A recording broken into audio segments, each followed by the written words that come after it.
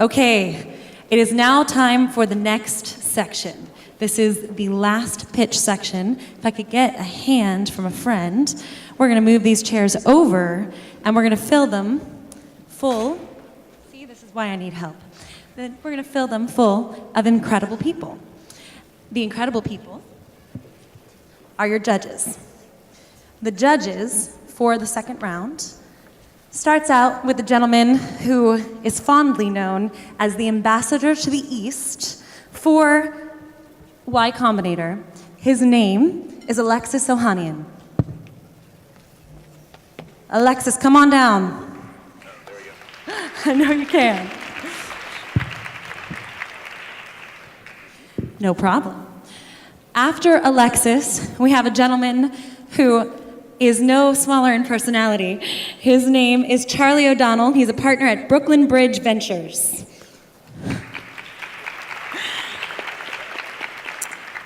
We are also blessed to have the managing partner of FuturePerfect Ventures, Jalak Jobanputra. They're coming out. I feel like we should have music for this section, you know, like Rocky. We also have Nikhil Kalghatgi from SoftBank Capital. Thank you. And we are lucky enough to have been blessed by a last-minute addition. I need an extra chair. Dave, you need no introduction for Dave McClure, but I'm going to introduce him anyway. Dave McClure runs 500 startups, and he gets a pink chair.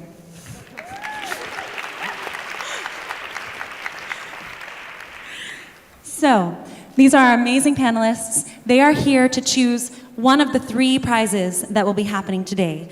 In the audience, we also have from L'Oreal's Women in Digital project, Rachel Weiss, who was also watching these sections, and she will be choosing the L'Oreal's Choice Award. Our 5 judges here today, as well as the 4 in the earlier morning session, are choosing the best overall prize, which you guys will get to see at 5:30. And then there's also the choice for the People's Choice Award. So keep your tweeting up. Tweet a vote, the name of the company, to Women2 with the hashtag W2Pitch, and that's how you vote for your favorite team. So with no further ado, I am going to introduce our first company. Our first company is a company called Alike. They are purchase research made simple. They're from Bellevue, Washington. Let me introduce Maria Zhang.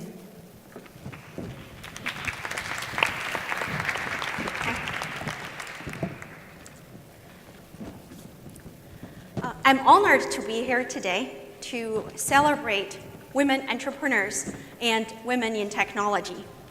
Well, I have to say, this is the first startup tech conference that I've been to that there is a line at the women's bathroom. So I'm a developer. I've been building data mining, machine learning solutions for the past 15 years. I led the data team at Zillow and then the personal relevance team at Microsoft. So today, Alike is a team of 8 rockstar engineers, and 3 of us are women. So let's take a quick look at what we've built so far. So we've processed billions of data points. We built a showcase app that had won awards, and we launched the first Alike index, and we have booked more than $500,000 in revenue through licensing and revenue share to validate our business model. So what problem did Alike solve? Let me start by asking, raise your hand if you are 100% happy with all the purchases you've ever made. How about this week? How about today? So I know I'm not, a lot of things that I bought, I just, toss it out, I'm really not happy with. But why is that? So for big ticketed items, specialized engine exists, such as Zillow for buying a home, Kayak for booking your trip, that we spend the time to do the research to make an intelligent purchase decision. But for smaller, more frequent purchases, the solutions today requires the same amount of effort. And who's going to spend 10 minutes, 20 minutes researching for a $10 purchase? So what ended up happening is we make an uninformed decision unsatisfied purchase and become an unhappy customer. So this is a big problem for consumers and an even bigger one for businesses.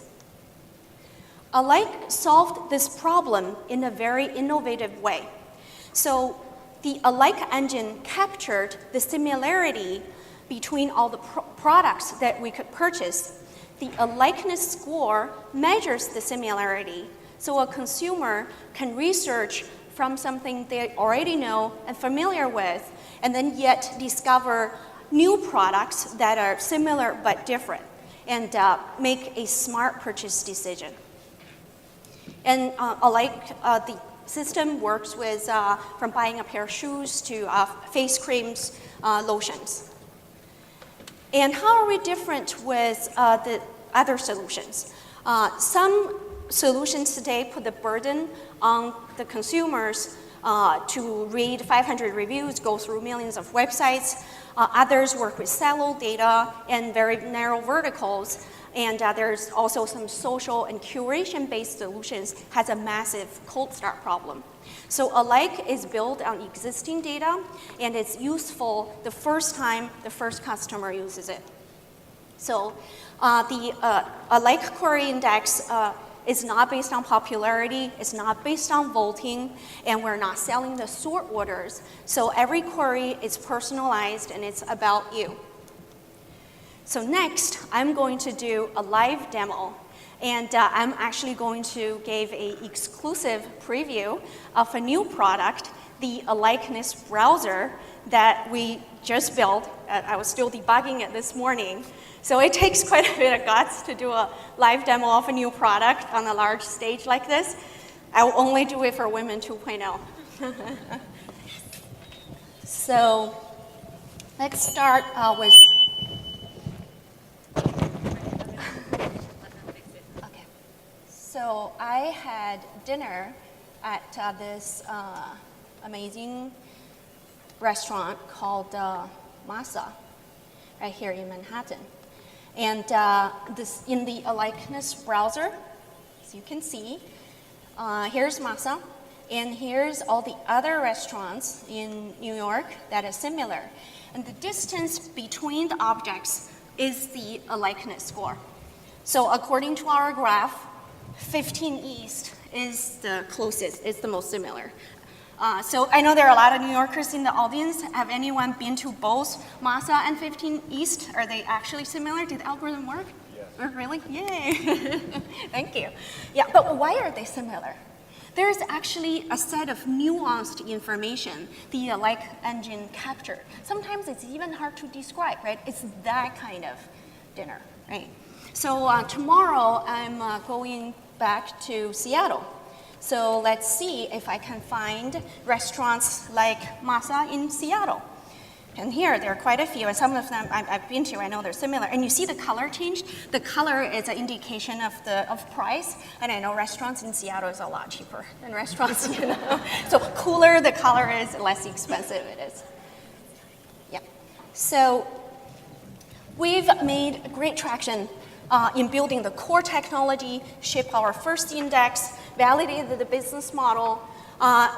What's next for us?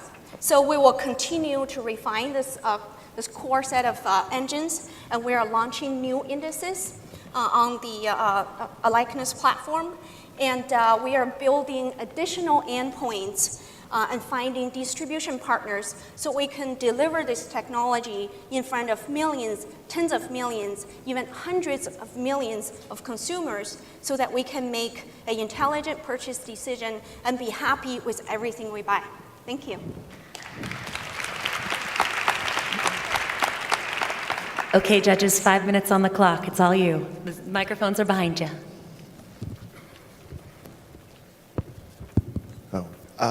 So quick question, the interface you showed us, the very cool in-browser interface, is that going to be the primary way consumers interact with Alike?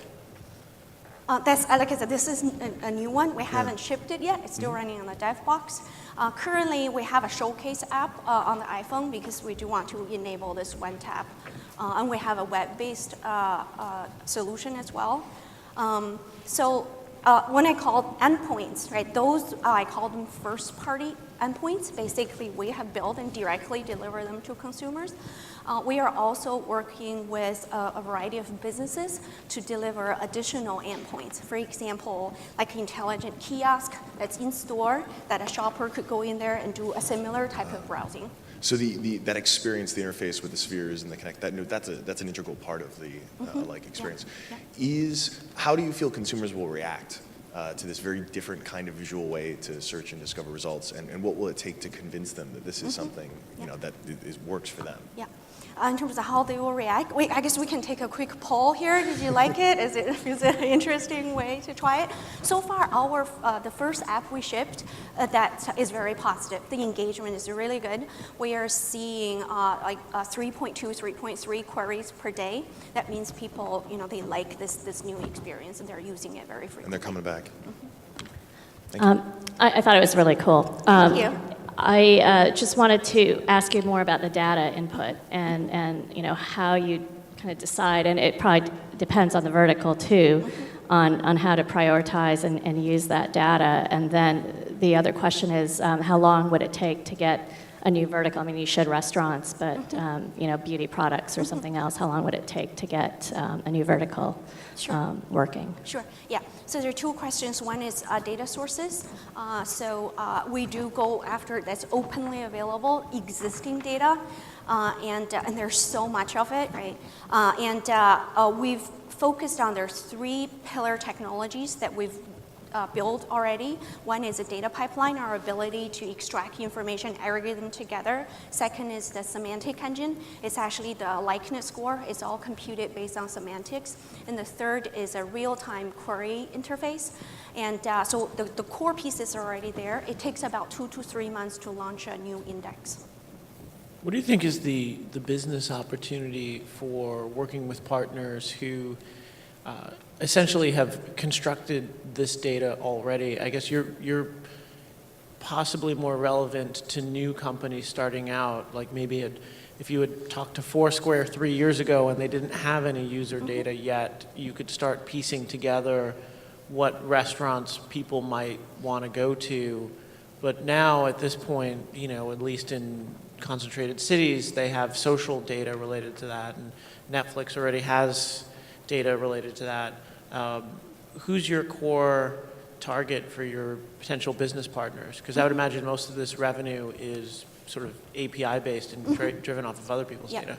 So we are focusing on our sweet spot, our products that has information is complex, describing the product, cosmetic product, for example.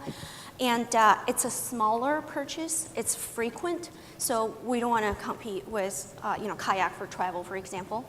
And the third is the outcome is differentiated, so it's not a commodity product, so people care about it. So those are the three criteria that we're selecting these verticals. My concerns are you're not getting enough data as a destination site. You're probably competing with a lot of other folks. How many searches are you doing on a monthly basis currently? Do you know how many searches are being executed on a monthly basis? Right now, we just launched the new product, and we put out a kind of a showcase app out there. Okay. So our focus is really around the engagement, and we haven't really kind of massive go-to-market yet. So we're seeing about 3.3 queries per user per day. Okay. Yeah. Yeah, I mean, the retention is interesting unless you get to a broad base of users. I think that's going to be tough for you to really, reach any stage that's interesting, much less, get to monetization. That's actually not true, because we build this index based on existing data, based on how people have already talked about it, and we have been collecting data for 2 years. So you think being a destination site via app or website is more useful than trying to get a large volume of data from partners? We already have accumulated hundreds of terabytes of data, and the product is already I know you're accumulating lots of useful. data, but unless you're getting lots of searches, the data is just data. It doesn't really, it's great to have a large base of data, but unless you're getting a large base of queries to monetize against or at least get usage against, it's going to be really tough. Mm-hmm. We don't necessarily monetize against the queries. We actually have customers that are paying us to license this technology, and also rev share. Okay, so you're primarily doing it through licensing. Licensing and rev share. Yeah, so our goal is not to be really the I guess I was destination confused by the pitch then being focused around the app itself rather than working on the partners. So how many partners do you currently have, and how is that going? So currently we're all engineering team, so our next key hire would be a fantastic business development person, so we can go there and knock on doors. Yeah. Yeah, I'll try and focus on that more and not worry about the destination stuff. Sorry if I missed the point. Oh, no problem. Yeah. Thank you. The last part you might want to think about in terms of monetization stuff is whether or not you own the user, right? If you have a CPC or affiliate kind of model, then you don't really need to own the users, about eyeballs. And if you actually want to have a proper destination site, you're going to need to own the users so you can keep them returning and recurring and make sure you're monitoring their retention rates and things like that. Correct. Yeah. I'm afraid I do have to call time. All right. I'm the time cop. Thank you, Maria. Thank you so much. So, for everyone out there, this is hard. And I think all of you, how many in the room are female entrepreneurs? And males? If you saw, a lot of those hands are up there, so I'm sure you can relate to what they're going through right now. So I'm going to introduce our next company. This company is EatDrinkJobs. It's the easiest way to hire and be hired in the hospitality community. Julie Lerner and her team are from New York, New York, and I'm going to let them take it away.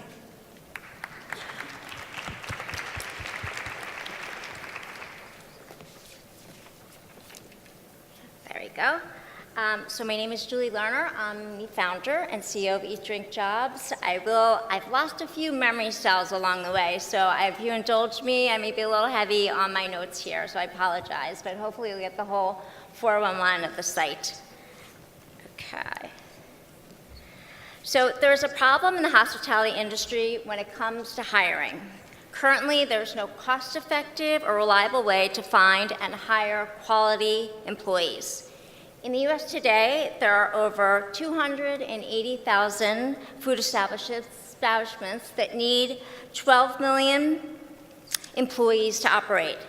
The nature of the industry creates an astounding amount of turnover, 75% annually, which creates a massive number of jobs to be filled, and due to an overcrowded candidate pool, restaurants are unable to quickly find qualified employees, which leads to more turnover and more jobs to fill. Ultimately, restaurants are left wasting time and money trying to hire people instead of focusing on their businesses. So this is a problem for the restaurant industry, but it is an opportunity for EatDrinkJobs.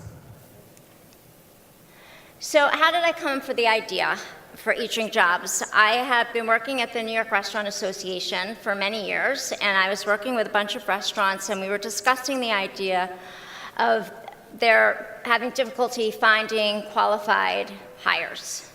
And a few of them said, well, I wish there was a Yelp for restaurant workers. And then my light bulb went off. And what they were really looking for was a way to find out more information and to make better hiring decisions. So I created EatDrinkJobs. This is how it works. First, every candidate on our site is required to get at least one recommendation from someone in the industry. This does two things. It thins out the candidate pool, and it also creates a more serious candidate pool. Second, you can see that we elegantly organize the essential candidate information the restaurants need to make better hiring decisions, such as background, work experience, and availability. And lastly, we surface candidates for the restaurants based on their ideal fit for hiring employees. So restaurants have adopted tech solutions to solve their business needs. Seamless for online ordering, OpenTable for restaurant reservations, single platform for content management. We believe that EatDrinkJobs can be the solution for hiring in the industry.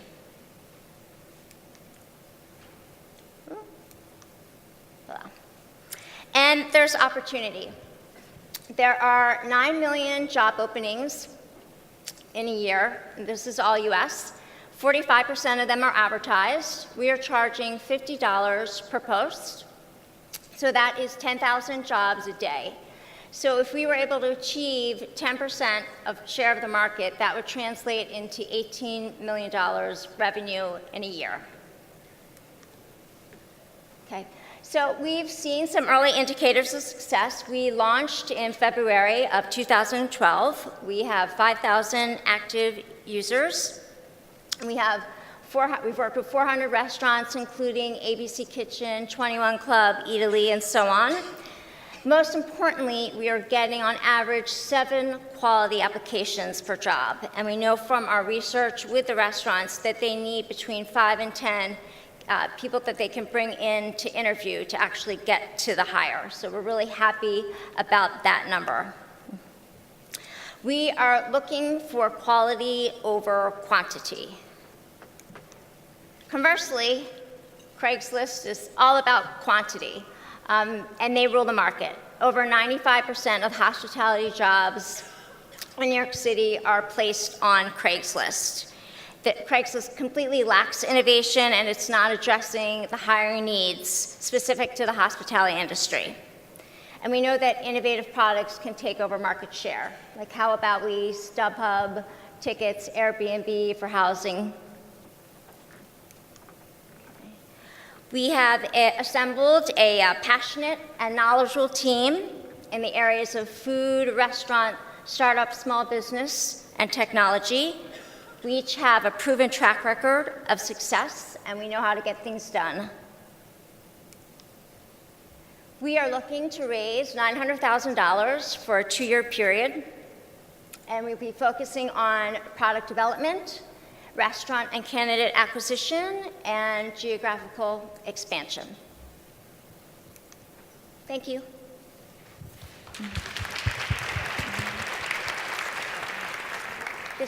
This is my partner, Jason Miller.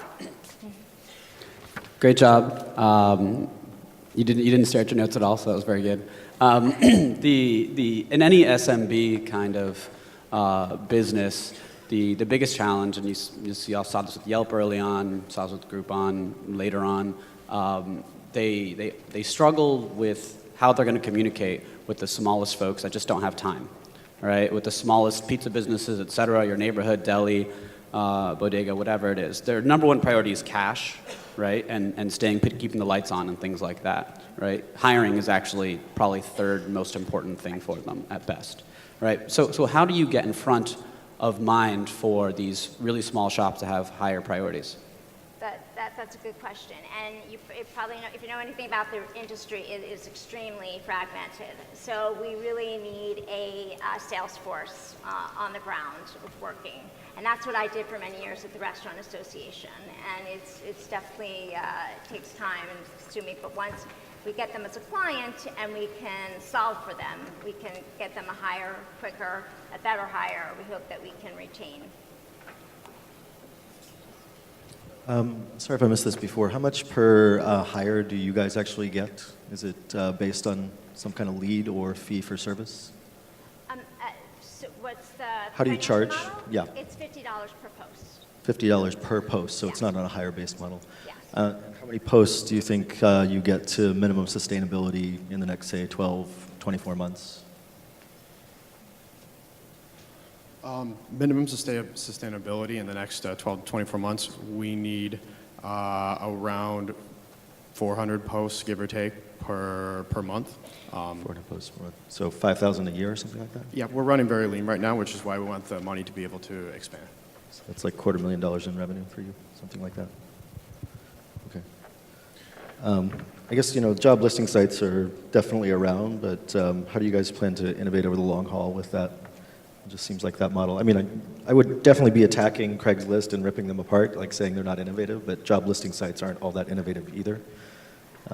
Actually, of our competitors, we are the most innovative. Some have popped up. Everyone has realized that Craigslist owns the market in the hospitality industry, so some other sites have popped up, and they're just very nicer versions. So we require the recommendations, so we're trying to thin out the crowd. We're trying to get the more serious candidate, and then as I discussed, getting the more information So from do them. you win by just getting a lot of restaurants signed up for service and then continuing to keep them as customers? Is that the basic model? Exactly, and then offer other services. We're going down the line. My only experience with this industry is being a Pizza Hut chef and waiter, so bear with me. Excellent. How was that? It was great. I learned some of the best skills about entrepreneurship from doing that for 2 years. But my question is, what do you think really accounts for that insanely high turnover rate of employees in the restaurant industry or in the hospitality? It's mostly an under 30 crowd, and it's a lot of people that are students, that are actors, so it's just kind of crazy. And it's the highest turnover rate of any industry. Okay. And technologically, I noticed on that last slide that you all were working with, I guess, a company called Startup Giraffe. Yeah, do you know them? I don't. They're awesome. And they're my equity partners as well. I see. So so they have a stake in this company? They have a stake in the company. So Yeah, like- they build companies, yeah. So at like 3 in the morning, do you have someone you know, your Absolutely. CTO sort of effectively? Yes, and I wake up at 3 in the morning quite often. Yeah. And people get emails, my whole team, including them. And how far along are you with the prototype? We launched in February, so we're continuing to try out new things, interview both sides of our market, which is the job seekers and the employers, to continue to drive forward continued development with Startup Giraffe. And do you imagine Startup Giraffe? I know we're on stage, but do you imagine them? Are they going to have a long-term relationship with your company? Yeah, they're equity, yeah. Do they have other clients? They do have other clients, but they are our strategic partners as well. Okay. And we're #1 on their website. So I don't know if that says anything, but they just redid the website and they have a few companies and we're #1. Do you do any vetting of the potential hires? Not at this point, and that has been asked. We want to be able to scale. So people have introduced that. Do we want to vet? We do. We're trying to think of ways that we can do that still can be scalable. Yeah, I mean, it could be a premium Right, service that you provide. Exactly.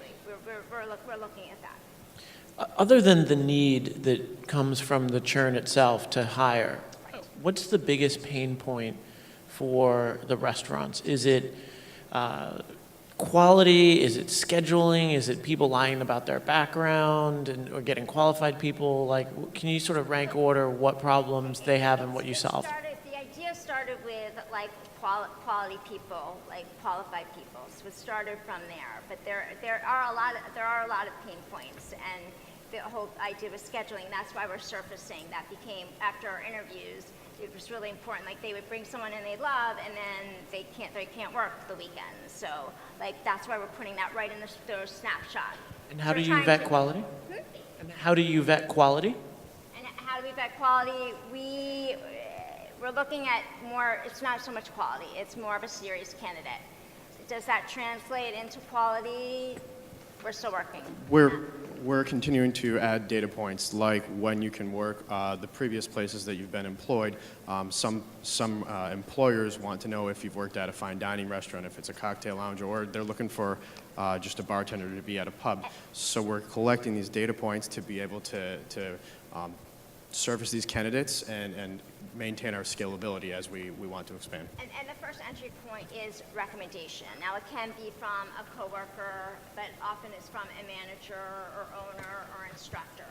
So they're getting more information about the candidate. And also that pushes out natural word of mouth. So we're trying to kind of create a community of people who know each other, and obviously a big community. But if I know, that I want to hire Harry, and Harry worked at my friend's bar down the street, and we know each other, so then there's the connection. I have to call time. So thank you guys so much. Everybody, a big round of applause for Julie and Jason. Our next company is a company called Citizen Made. Citizen Made is a visual product customization toolkit for online stores. They come to us from Chicago, Illinois. This is Rachel Brooks and her co-founder, Bryn McCoy.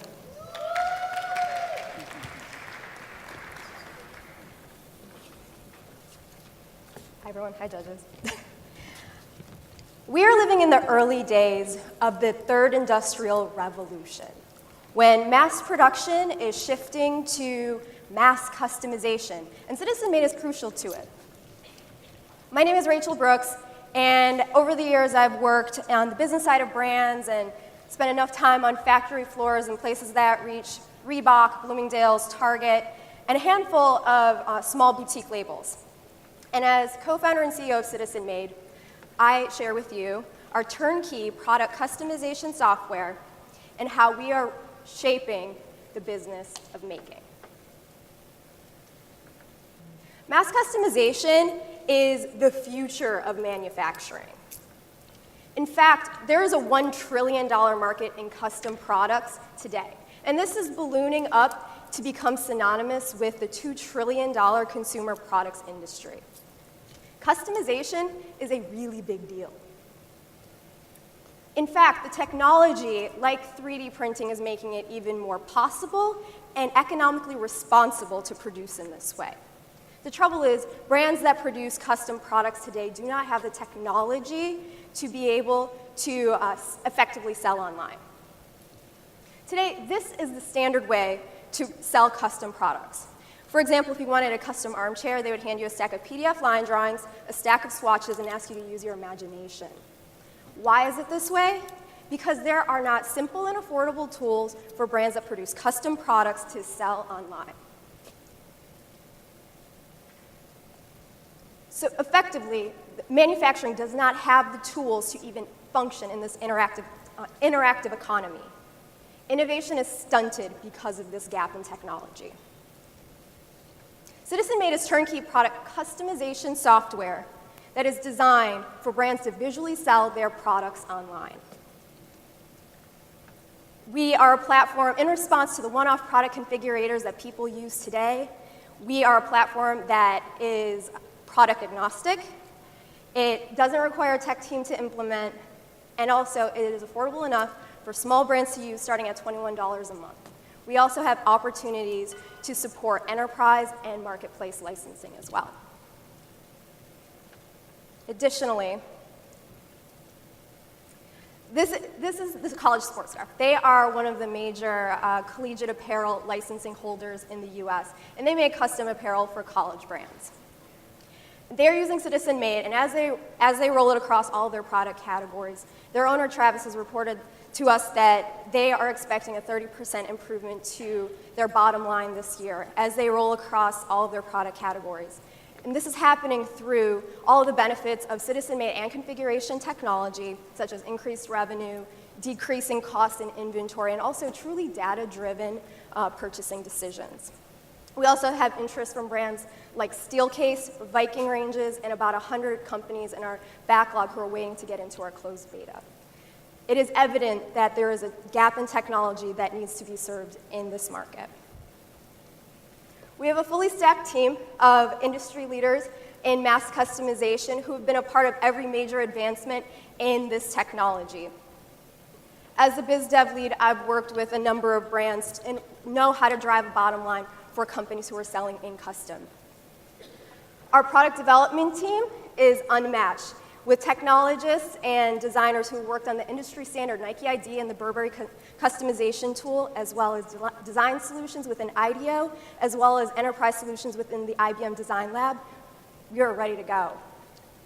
We're also really excited and gracious to have technology support and advisory from the e-commerce innovators over at Threadless. Additionally, we have a partnership deal with the world's largest commercial 3D print company, Shapeways, where our goal is to make citizen-made technology standard in the infrastructure of the supply chain of the future. Additionally, we're advised by the head of faculty at Singularity University, where our technology is a major build on one of their core exponential technologies. We are a collective of a team that has been changing mass customization from day one, and the industry is watching. We're actively raising $750,000 to take our technology and create a scalable infrastructure that is sustainable and can move this industry forward. If you're in consumer products and in the room, please come find us. We're interested in making strategic partnerships for companies who want to grow in a sustainable way into the future. And also, for everybody else in the room, please tweet at Citizen Made and let us know which brands you wish could customize online. We'd like to make your wish come true. We are Citizen Made, and the third industrial revolution starts today. Thank you.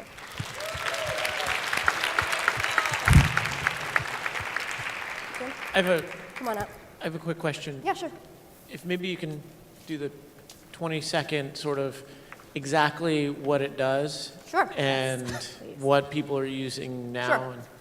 Yeah, sure. So we are creating product customization software, which is essentially a frame that we provide. It's a platform where brands are able to input their product. There are different options like swatches or shapes or colors or whatever it might be. And it outputs a frame for their e-commerce site where people can interact and mix and match and design their own products visually so that they have output, they understand what they're making, what the spec is, it goes into the supply chain directly, and people get what they actually want, and people can get what they actually want, and brands can sell what they actually make. It's this idea of e-commerce 2.0 for real. So it's kind of like Zazzle in a box. No, so Zazzle is... It lets me like design a T-shirt and put my number on it. We're product agnostic. We're not in principle. So they're limited to like mugs and T-shirts. Yeah, no, I understand that. But just that interface, the interface part that I interact with. Yeah, it's very similar interface. Can you just talk about your ideal customer? Because I mean, you could target lots of smaller companies, or there are probably larger brands who are looking to get into mass customization but don't know how to or don't have the functionality. So where would you like to play? Sure. So we've talked to both small and large companies, and I'm a firm believer that if this idea of mass customization is going to go from something you read about on the internet to a reality, you really need to provide the technology for the types of companies who produce custom right now, and that is smaller companies. That's a $1 trillion market of companies that are not participating in e-commerce. So my goal is to help those smaller companies to sell online so that when these bigger companies get hip to it and can update their supply chains to match that, we're ready. And so can you talk about your sales strategy then on reaching those?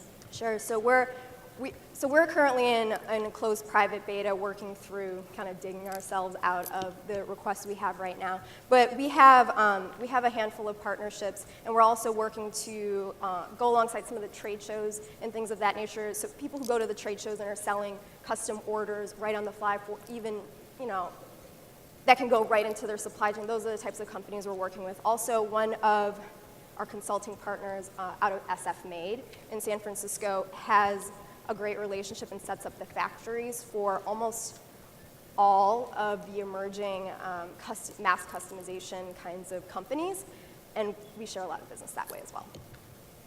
So I'm a big fan of the mass customization, idea.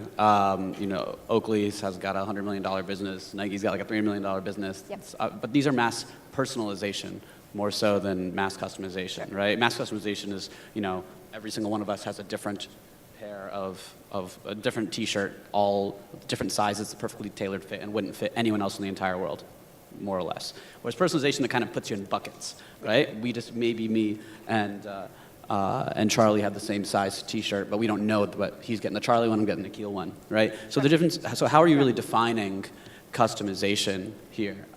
Sure. So I appreciate the distinction between personalization and customization, and that actually speaks to the point of Zazzle. So the difference is Zazzle is a personalization tool where you're writing your name and uploading pictures and things of that nature, whereas we're really focusing on the modularization of supply chains. So it is this idea of not necessarily one of one, but one of a large many. Gotcha. So companies like on the West Coast that recently went out of business, like Indie Custom, really work their software into the entire supply chain. Exactly, like Rick Shaw or Timbuktu. Right, exactly. So you are actually working with the suppliers to change their processes so that they can have no finished goods, for example, and go immediately to drop ship. It's all just in time, and the goal is one of many, correct, but we're working with the brands who, for the most part, control their own supply chain to make this even possible, so vertical integration type companies. Yeah, I had trouble understanding in the beginning whether you were product configuration, drop ship, or some combination of those. I think, it's great if you want to reference the mass customization movement, but I sort of dialed out when you were buzzword bingo in the beginning. I would rather you focus more specifically on here's a problem that lots of small business merchants have when they have large product catalog or large customization, they lose it because they have no technical ability, and our product solves that. Or because they have trouble dealing with drop ship from multiple people, that's the problem. And so I would probably zero in a little bit more clearly on that quickly. Okay. And I was trying to look at your website, and I didn't get the sense from the website whether it was one of those two either, so I'd try and clarify that on the website. Definitely, thank you. I heard a company do a similar pitch in Canada about 2 months ago. It's a market, and I got excited about hearing about it. Their pitch kind of sucked too, but generally I got through it. So I think there actually is a big story here, but I got turned off by the, hey, wow, there's this great big buzzword thing, and not like, here's the customer, the problem, here's how many customers, here's what we're going to charge them, here's how we're going to get them. So I'd get down to more nuts and bolts on what the problem is. Definitely, thank you. All right, okay. Quickly, so I actually do have a small social enterprise that produces things like books as well as T-shirts. And one T-shirt in one color automatically has 10 SKUs, right? Because different sizes, right? If I make 2 colors, I'm now doubling that, and that's a bunch of inventory. So on the surface, I like the idea. What worries me is to do one high-quality shirt, a one-off, costs twice as much. How do you justify to smaller producers the extra cost of this kind of precise customization when they don't really have the skill to make up for it? Do they just charge twice as much more? Sure. So customized goods are typically slightly more premium, but we're focusing on companies that have customization baked into their core business model. So we're really not focusing on changing anybody's supply chain at this point. We're looking at companies where their bread and butter already is customization. So for example, Herman Miller furniture that you find in office buildings or banks or hotels or whatever it is, that's all custom. And they're not a custom company, but they absolutely are. So we're talking to and working with and focusing on companies that have this as a core part of their supply chain and supporting this as a sales tool so that they can sell what they make. I'm not going to take it personally because you don't care about me, but that's fine. I'm going to have to call it. Thank you to Rachel and to Bryn and to obviously our judges. We still have 2 more, so let's get to them. Whitley is our next company. Whitley provides enterprises with unprecedented social media intelligence by segmenting fans and followers in real time based on personality, lifestyle, and real interests. They are from Austin, Texas. Please let me introduce Andy Gillendine. Thank you. And as Rebecca said, I'm Andy Gillentine. I am a co-founder of Whitley. And I'd like to tell you a true story about my customer, George. George is the chief listening officer at a large computer manufacturer in Austin, Texas. And his team has been tasked with understanding their company's most important question. How do we compete? His company needs to understand why their customers choose them over Apple so they can persuade more people to do so. The success of the company depends on George, and George's dream is to get inside the mind of his customers and understand why they make decisions. He has all the usual suspects, social media monitoring tools like Radian6 that tell him what his customers are saying but not why. Consumer research products like Nielsen that segment a small group of customers, but they might not be George's. And George has a lot of social media data. But he has no company that bridges the gap and uses that data to look at his customers, segment them into meaningful groups, and tell him why they make choices. If he wants to know this, he has to commission an ethnographic study. It's going to look at a very small sample size, take a year to complete, and be so expensive he won't be able to do it again for 2 years. That was before he met us. Whitley's segmentation platform changes that. Our proprietary personality technology uses Facebook data to analyze the big 5 personality of Facebook fans, turning them into a massive real-time focus group. By combining personality with demographics, interests, and depths of interest, Whitley's able to segment users into statistically validated, meaningful groups. We can tell George why right now. I'm going to show you a little video.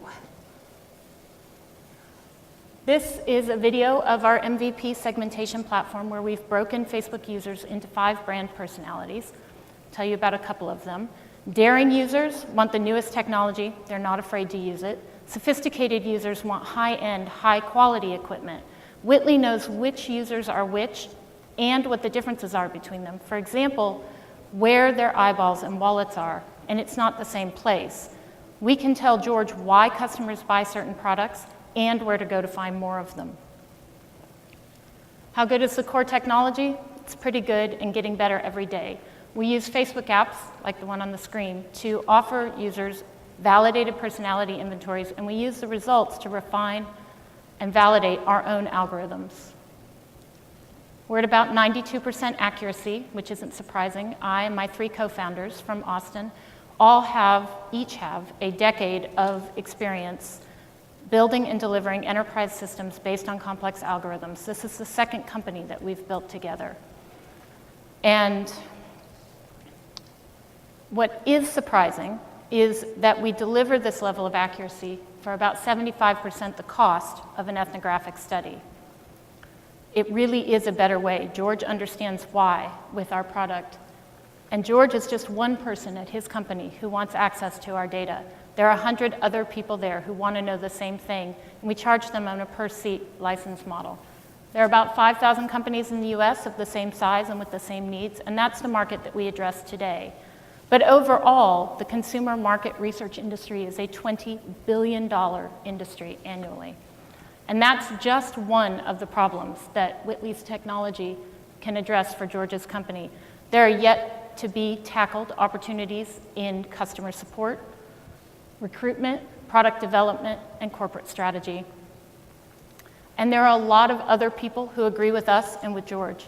Here are some of the 360 companies that have registered for our API for direct access to our technology or who are on our segmentation platform waiting list. These companies represent about 57 million unique Americans who will be profiled with our technology very soon. That's about 1/5 of all of the US consumers. I'm very pleased to announce that December 1st, we will be releasing version 2 of our segmentation platform. It has enhancements for Twitter, Facebook applications, trending, and a streamlined new interface. Women 2.0 is a community event. As a member of your community, what I'd like to ask from you today, is if Whitley would help your business, please go to Whit.li and sign up today. If you're not sure, please come talk to us. We'd like to help you get to a clear yes or no. If you know another company that should be using Whitley, please tell us about them before you leave. And if you have the perfect person in mind, an advisor, a partner, an investor, even though we won't be raising a Series A round until the end of 2013, please don't leave today without telling us who they are. You can find us at our table in the back of the room. Thank you very much for your time. I appreciate getting to tell you about Whitley.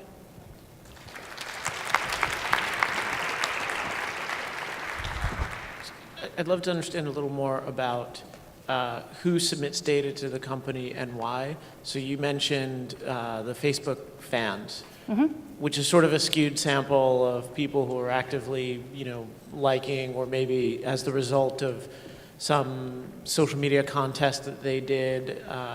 Does it make more sense to maybe have it in a checkout flow or something like that? And then, what's their incentive for giving the company data? So we get data from a couple of different places.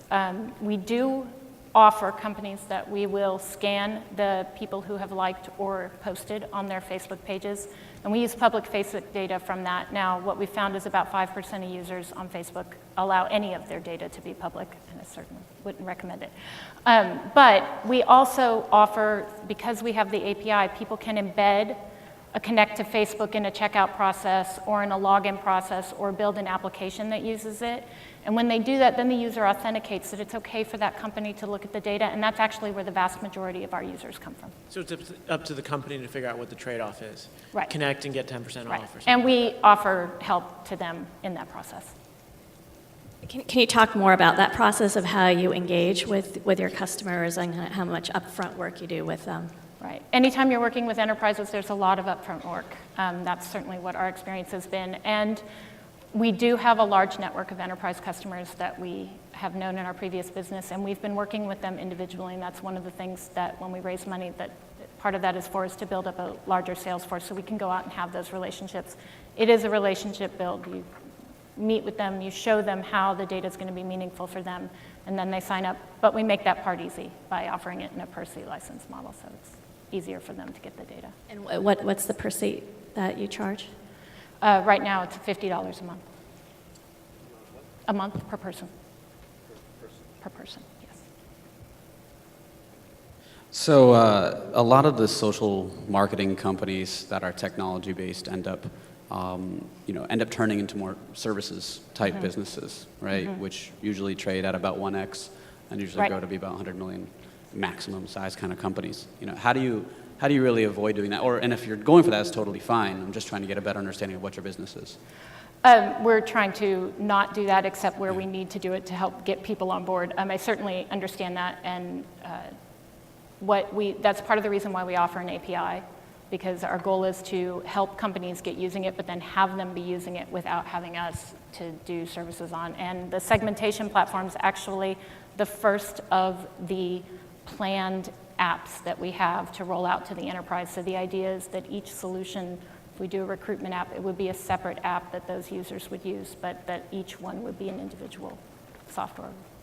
So I noticed that you had both the word social and enterprise in the presentation, so Salesforce will in fact buy you at some point. So how long do you want to go in terms of, how big a business do you think this can get, and the trade-off between... Being a $25 to $50 million business is not necessarily a bad thing. That exactly. wouldn't be my first criticism of this pitch. Well, so that's sort of my point, is that like you can probably do a lot with a lot of demo customers, case study customers, and then plug into somebody else's channel and not have to raise money to hire a whole bunch of salespeople. So, like, how do you think about that trade-off? We think about that trade-off a lot, and that's actually why we went with the API first, because we were trying to stay very neutral to the applications that this might be used in. But that's one of those things where when you listen to your customer and they're like, that's great, but this is really what I need it to do. So you build them that app. But I would say that one of the struggles I had putting this together was describing the size of the market, because the segmentation platform is one app that uses our core technology and one market. But if you move over and look at recruitment, there's, being able to understand someone's personality and how they're going to fit in with the team. That's a huge part of recruitment. That's something we haven't tackled yet. Don't bother, I tried that. It's not a good business. Well, there we go. Done. But so for each one of those, there's a series of markets. So, conveying that without trying to do it all at once. So I had a lot of challenges understanding what you do. I'm assuming you do market research for companies of some size. Yes, that's correct? You can use our core technology to do market research for companies of some size. Yes, so that's yes. That's yes. Large companies, small companies, medium-sized companies? I think it's more effective for large companies because you have more people with which to make decisions about. Right. But our core technology is a natural language process algorithm system. Okay, and then average ticket size over an annual period for 12 months for those companies? So working from the 100 people at the 100,000. company, right? 50 seat, $50 a month. And then you also do something with Facebook. So you're building Facebook apps for them, or you're using Facebook apps to do market segmentation data? We use Facebook apps to validate our underlying natural language processing algorithm. So. Sorry, don't fucking understand that at all. One more time. So if you use our API, you give us a Facebook ID, we give you back that person's personality. I can tell you whether they're extroverted, whether they're... Companies will pay you for that? Yes, okay. They will. So I think, at least for people on the... Mobile checkout, single click. Okay? Can I say it again? So let me introduce myself. Founder, my idea. I'm an online marketing and strategy expert. I was a former VP at Digitas, and I personally developed the Facebook strategy for Tanqueray Gin and the digital strategy for Guinness. Are we sensing a theme here? My co-founder, Jeffrey O, is a turnaround sales guru, and he likes to say, is it harder to start a new company or turn around a company that's failing? And Stephanie Leung is our CTO, and she's a payment and e-commerce expert. So we all know that mobile commerce is going to be big, $37 billion by 2015. 20% of holiday 2012 purchases are going to come from mobile devices. But there's a little bit of a problem. You cannot read anything without knowing that making money from mobile and social is difficult. And why is it difficult? I'll give you an example. Barnes & Noble, it takes 19 screens to make a purchase on a mobile device. 19 screens. 50% fall off per click. LightningBuy does it in one. Works on any device. It's browser-based, so it's not an app. There is no registration required on the part of the consumer, and that's really important because consumers don't want to register. They don't want to create an account. Do you? Exactly. How many passwords could you possibly remember? Right? So I have 20 years of consumer marketing experience getting people to change their behavior, and it's really hard. So we built LightningBuy so there is no behavior change required at all. Okay? We're a pass-through platform. There is no inventory risk. We sit on top of their existing e-commerce platform. And we're white labeled. We have a SaaS model, and our technology is patent pending. So with LightningBuy, retailers can sell directly from Facebook or Twitter, and any of these. If you can embed a link, you can sell with LightningBuy. Right? So here's another really cool thing about LightningBuy. The retailers actually don't have to do any work whatsoever other than give us their products to sell on LightningBuy. We built our alpha with Buy.com, and we never even spoke to them. We built Victoria's Secret in 7 days, and we never even spoke to them. So part of our go-to-market strategy is we want to launch top internet retailer, top clients without talking to them. We're doing the work for them, and then they can come to us to claim their LightningBuy. Anybody heard of Yammer? That's what they did. They had a pretty good exit, right? Take the work away from the clients and have them come to you. So what's a Facebook post worth on mobile, right? How much money can we possibly make here? Victoria's Secret has about 20 million Facebook fans. 12% at any one time will see a post. A little better than 0.5% of those people will come from mobile. A little better than 0.5% are actually going to buy something with a $125 average order value. So every time Victoria's Secret posts on Facebook, they can drive $1 million of incremental revenue. With our 5% transaction fee, because we're performance-based, we're tying our success to their success, we'll make $50,000. They're happy to pay this because it's in line with the affiliate commissions they already pay. I started and ran the affiliate program at my last company, and companies are happy to pay 5 to 10% affiliate commissions all day long if you're converting more for them. So we'll make $50,000 from that one post. That assumes they're only using us once. Now if they use us once a month, that's $600,000. That's only on Facebook. What if they start using us for their Twitter posts, their Pinterest pins, or moving us up the train to mobile?